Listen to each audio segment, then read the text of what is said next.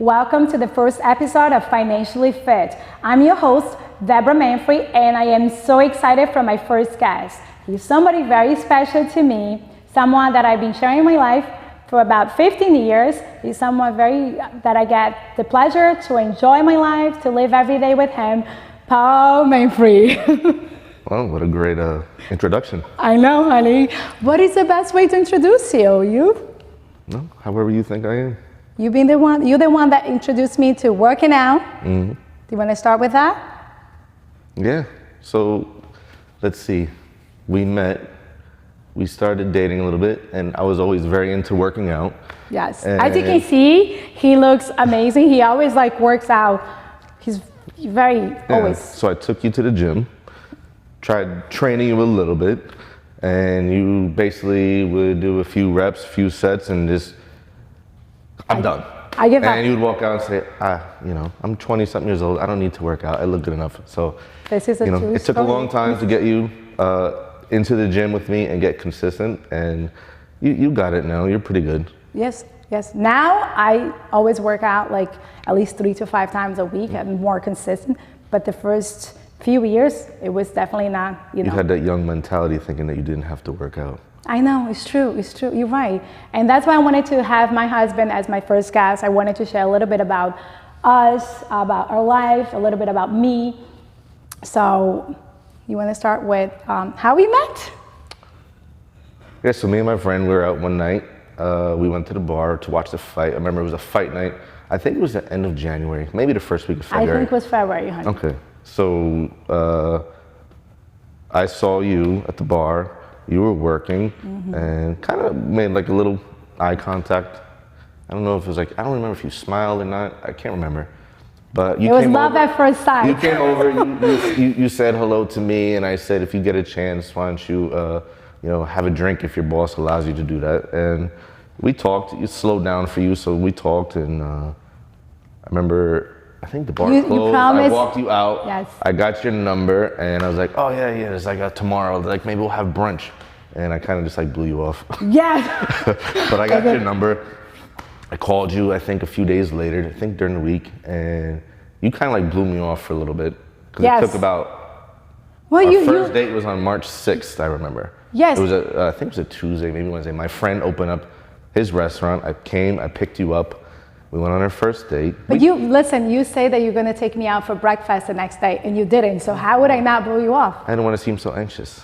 Oh, yeah, right. It was all about the game back then. But we talked on the phone for a little while.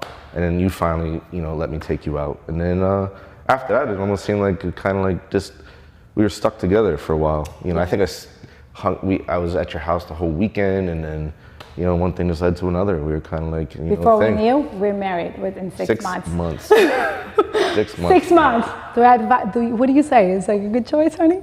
Yeah, it was a great choice. I mean, to a lot of people, you have people who date for years, and they take forever. But, I think really once you know. Yes, that's that knowing. I think the people who drag it out, I'm not saying 6 months. 6 months is kind of quick. Yes. But, if you're a year and a half, you basically know if that's the person for you. Yes. I knew it right away, honey. I knew right away. We spent so much time together. Yes, we did. That we knew. It wasn't like we saw each other once a week. Yeah, we spent a lot of time. Twice a week. We spent, I used to go there every day after work, hang out. Weekends we did stuff. Got to know your daughter right away. And we're talking about 15 years ago. So English is my third language. I wasn't born here. I was born in Brazil, and I moved here to America when I was 18 years old. So pretty much most of my English that I learned is with you. Yeah. It was fun at times. It was fun. Interesting. The communication sometimes. But I liked it though. It was like me helping you, and you would show me some Brazilian words, some Portuguese words, And I wanted to share a little bit of us, the things that we've been through together as a couple. We got married, like we said, within 6 months. And that was really exciting for both of us. We're pretty much in love, But then, with less than 2 years, we had our first son, which is Enzo. And when I got pregnant, he had no job, literally. I was going to college to become a registered nurse, and he was unemployed, and it was not playing when I was like, I'm pregnant. Yeah. And he was not happy about it. It's not that I wasn't happy. It's, the circumstances. I wasn't working. I was trying to figure out what I wanted to do. I was in the food business at the time. Where I was at just wasn't working for me. So I was looking to make moves, and, I was contemplating buying a business, and, so I was looking around, and I made a few phone calls, people in the business, got a kind of like a little bit of an offer or a lead on something, and I kind of took it. It was a little risky because we lived in Jersey at the time. Yes, we live in Newark. We had a little humble beginning. Yes, that's where we began our marriage, like in Newark, but not really a nice section at all. Yeah. We're grateful for it. We all got to start somewhere. Yes, it was a beautiful start. We're so happy that though. Yeah. It was a little second floor apartment in a house. We made it work. Her daughter was there, Enzo was born there, and everything worked out. So I wound up going to Long Island, and that's how we wound up out here. In Long Island. I got a store in Long Island. So for the first year, I was driving back and forth. Yes. And we saved up money, and we were able to buy our first house after I got the store. Yeah. So moved everybody out to Long Island. That's how we landed here. So I want to say something because I want to share this. I realized, because that was a really scary time for me, having my second child. My husband wasn't working at the time. Everything was not stable at the time. He was looking for somewhere. He had just walked away from his job 2 months prior when I got pregnant. It was October, November maybe, and you got pregnant? Yeah. You found out a little after January? So it was just scary, and I always say to him some patterns that we realize in our marriage, every time we're going through something that is hard, our setbacks are always... Every setback is setting you up for your next setup. Yes, it was really set us. So this happened in 2000, we got married in 2008, 2009, and in 2011, we live in Long Island, we bought the home of our dreams. It was so, I still remember. I always wanted to live on Ocean Avenue. My whole life, and we got the house, and our address is Ocean Avenue. Yes. So, I always had a thing for Miami back in the day. You do too. I know you do now too. But before I met you, I used to go every few months back in the day. So, when you put your mind to things, they come to fruition. It does. And the law of attraction. You attract everything that you're thinking. Yeah. So be mindful. What are you thinking? So when we moved to Long Island, we came from really a small place. We got a beautiful home. We're so excited. It was so much love and happiness to the home with the new baby and Julia, our 2 kids. And I was happy for a little bit, but I wasn't too happy at all because I was very into that Brazilian, all my community. Your friends were there. Yes. Your immediate family didn't live. They don't live in America. So. Yes. You had your friends that you've known since maybe for the past 3-4 years, so they were close to you, and then it was a start over. I uproot the family because, for me, this is our beginning, and me being a man, this is I have a business now. I can take care of the family, support them. So we moved to Long Island. So it was exciting at the same time. For you, it was hard. Hell for me. I was very unhappy. At times, I was feeling lost. And I look back, I'm what was wrong with me? Because I should be so grateful. I didn't have to work, where before I was going to college, I was working, I had my hands full. But it wasn't the case. And I relate to, a lot of families because I was a loan officer. We always helping people purchase a home, and it's a dream. And for me, owning my own home was a big part of it as an immigrant. I wanted the American dream. I wanted to have the beautiful, and we got the house in a really nice neighborhood. Right, honey? Because we're so excited. We want a good school system for the kids. And we had all that. But what I wanted to really start the podcast is talk about being real, because it's even though we had that perfect outer home. Well, the outside to everybody, yes. We looked like the great family, Yes. Lived in a nice area, nice family, good but school inside system. It was destroyed. It was so much fighting. He felt unappreciated. I felt lonely because he was working too much to provide for the family. Obviously, he was the only provider at the time. So we went through almost We're slowly connected. pulling apart. Yeah, we did pull apart. And I can see that a lot of families can relate to that, because as much as you love, you know, when real life comes in, you know, we start fighting, or the kids, and challenging, you know, things that we went through. At some point, after a few years, we ended up getting separated. You know, we got separated, which was really hard for both of us. Still get emotional talking sometimes. It was because I can never imagine living my life without him. So, but I say that hurt people hurts people, and that I was very hurt, and all I could do is hurt everyone around me. And that's basically what we did it to each other. And it was hard getting away, but at the same time, it was the biggest blessing. Like I said before, like our setbacks, like... Yeah. Not that, you know, you say that people should get separated to see, but it was a learning experience to say to people that, you know, you need to, the separation for us allowed us to really throw out on the table everything. Yes. You know, whether feelings are gonna get hurt, or whether you like what I say or not, and it's either, this is the point in time where you come to an answer. Yes. You know, do you want to change? Do you like my feelings, how I feel about things? You know, can you live with those? Can we fix it? Can we make it work? Because we realized that the minute we got separated, we wanted to work, we wanted to be together, we just didn't know how, because we're just so hurt by because at the time we had ego, we had pride, you know. Yes. She didn't do anything wrong, I didn't do anything wrong, so that is, yeah. So now we know how to suck it up, yes, deal and learn with things, and what's you know, worth it and what's not worth it to, you know, the fight. Yeah, exactly. So the separation definitely helped us to say, no, we want to make this work, we love each other, which is the best thing. But then I talk about like the big home and the beautiful home and the outside, but then the inner home was so broken. But it was necessary in our case. We decided to put God in our marriage as a priority. And it was the best thing that we did it. Like, you know, it was learning to forgive, learning to really freely forgive and start all over, because that's what we did it with the kids.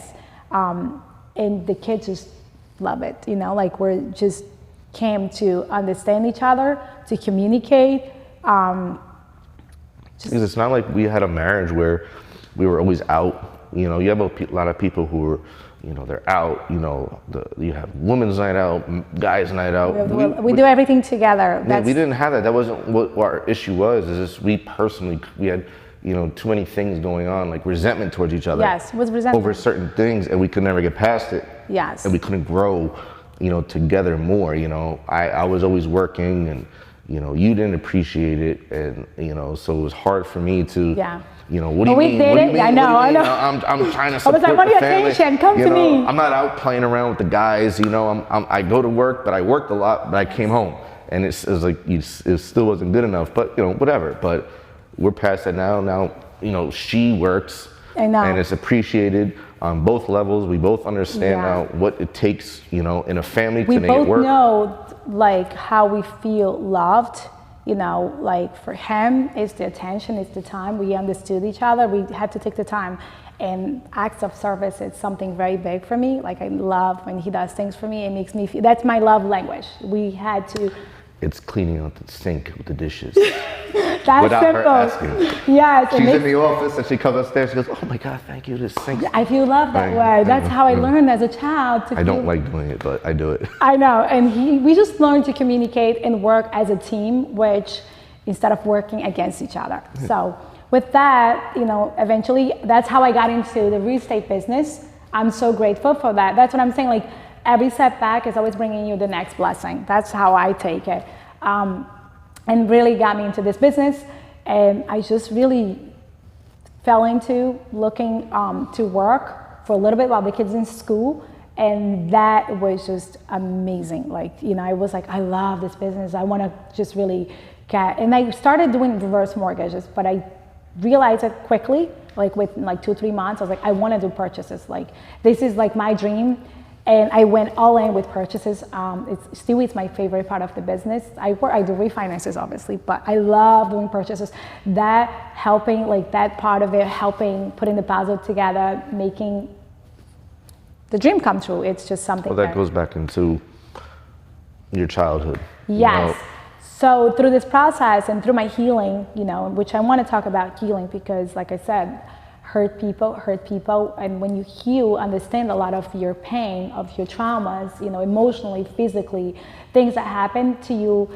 For me, as a mom, I want the best for my kids, right? And all the parents do want that, but we end up going to the same patterns of repeating the same mistakes, Growing up, my parents got divorced. I was just 3 years old. And then around like 8, 9, with my mom, I lived with my mom and she lived with her aunt, which was, a very small apartment. My mom's dream was to have her own home. So I grew up listening to my mom since I was 3 years old that she wanted to have her dream home or have a home for herself. And I guess subconsciously came into my mind that, fulfilling that dream for somebody else, it was my dream too. And then when my mom met my stepdad, they ended up getting together. We're talking about 30 years back then? It's around 30 years. Mm-hmm. And with that, my stepdad wasn't too happy that my mom had kids. I'm from Brazil, so it's a little bit more macho. And my mom, we went to live with my dad. So, the way I understand it is that I took that rejection from my mom, which wasn't the case. Obviously, now I understand that, but my child, as a little girl, took it as a rejection. So I took that pain to help someone to fulfill that home, to own that home. So with that, it was just an experience that, I guess, healing, understanding, growing, and the more you understand about yourself, you just really become a better person to help others. Right, honey? That became the mortgages was your purpose because that was your childhood. Yeah. From your mom to you, it was like generational to come in there and, you having a home and helping others fulfill their same dream that you always wanted. Yes. And that's why you did so well, because you were more personal. You didn't treat it so much as just a business. No, it's more about... I used to hear you on the phone all the time, and that was your biggest thing. At times I cried with clients, and I love that because it just, I know the feeling, I know how it feels. And now I evolved last year when I got into coaching, which I love it. I love it. Help women just step into the truth, know who they are, just really, really live with confidence and heal from all the pain, like I did it, so many things that I went through, which I won't get into it. It's a lot, but affected my marriage. I didn't feel deserving. And once I healed that, I understood that all would come together, and our marriage just took off. Yeah. It's everyday work, right, honey? Yeah, marriage is not easy, but it's also a blessing. Yeah, it is a blessing, yes, and the kids, and then we purchased our store last year too. Was last year? No, it's almost 2 years this year. Oh yeah, 2021. 2021 June. Yes. We bought a business. We bought a business together, which was another blessing. Like I said, every time you go through something that it seems challenging, just know that you're just getting ready for something much bigger and better. That's how I take it. It all depends on what we focus on. Where are we putting our energy? There's a good and a bad to everything in life, but where is your energy focused on? Is it always on the bad? You can buy a brand new car. Yes. We could always find something wrong with it, even though it's brand new. Somebody say how, but you can. Yes. But look at all the 20 great things of that new car. So, nobody's marriage is perfect. We're not perfect. We have our little things here and there, but what do we work focus through on? it. We focus on the greater things of our marriage, yes. and that will always outweigh the things that are not going right, and we move on. Yeah, I'd say whatever attention goes, energy flows. Yeah, exactly. Whatever attention goes, energy flows, and it's a big important thing because what are you putting attention to it? The negative or the positive, or the good or the bad. Because the more you focus on, the more we'll grow, and that's what we decided to do it. Yeah. And I'm so grateful that we did it, honey. I'm so grateful that you came as a guest. Thank you. I wanted to share a little bit about me, about us, about my family. Maybe we should have the kids. But thank you. I love you. Love you too. And I Proud of you. Proud of you. Guys, look for a lifetime together.